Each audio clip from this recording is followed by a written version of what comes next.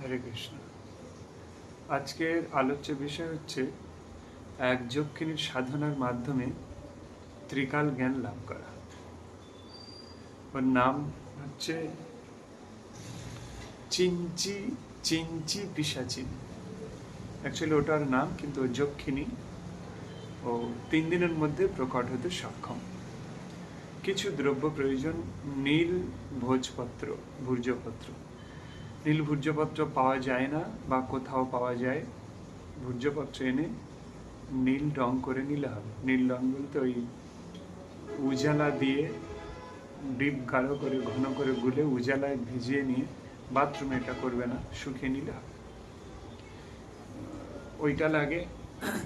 আর লাগে ভোজপত্র, ভোজপত্র, গোরচন, কেশর আর দুধ। কেশর দশকর্মাতে পাবে, আর গোরচনও পাবে।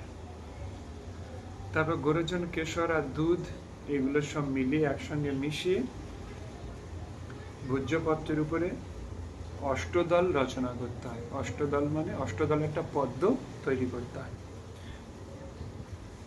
প্রত্যেক দল মানে প্রত্যেক পাতায় মায়া বীজ লিখতে হয়। মায়া বীজটা হচ্ছে রিং। মায়া বীজ প্রত্যেক পাতায় 8টা পাপড়ি, তো প্রত্যেক পাপড়িতে লিখতে হবে। তারপর এটা মাথায় ধারণ করতে হবে। আর প্রত্যেক দিন 2 থেকে 3 ঘন্টা মন্ত্রটা জপ করতে হবে। 3 দিন। 3 দিনের মধ্যে যক্ষিণী স্বয়ং প্রকট হয়ে ভূত ভবিষ্যৎ সব বলতে থাকবে। হ্যাঁ। তারপর সাধক তাকে শ্রদ্ধা জ্ঞাপন করবে, তার দিয়ে প্রতিজ্ঞাবদ্ধ করাবে যে সে সব সময় এসে সব বলে দিতে থাকবে, অতীত বর্তমান ভবিষ্যৎ যে কোনো ব্যক্তি এলে। তাহলে ওই যক্ষিণী ওর জন্যে ওটাই চিরকাল করতে থাকবে। এবং সে কিছু খেতে চাইবে, সেগুলো তাকে দিতে হবে। অল্প কিছু খেতে চাইবে, সেগুলো দিতে হবে। আর সবচেয়ে সহজ আর সরলতম সাধনা, রাত্রে বসতে হবে। এই সাধনা কিন্তু 12টার পরে বসতে হবে। 2-3 ঘন্টা, 2 ঘন্টা ধরো, 2 ঘন্টা করে 3 দিন পর পর করতে হবে। আর তার মালা, যন্ত্রম, গুটিকা এগুলো লাগবে।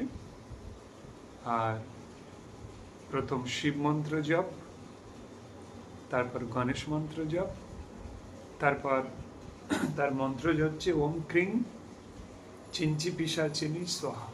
ওম ক্রিং চিঞ্চি পিশাচিনী স্বাহা। এই সামান্য ছোট্ট মন্ত্র, এটা জপ করতে হবে।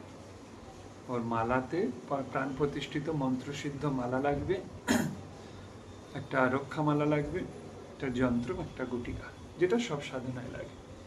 এইগুলো দিয়ে এই সাধনা করতে হয়। এর ফলে অবশ্যই সিদ্ধি লাভ হয়। এই ছিল আজকের এই ছোট্ট সাধনা। এই সাধনার মাধ্যমে অবশ্যই সাধক তার দিব্য দৃষ্টি লাভ করতে পারবে। হরে কৃষ্ণ।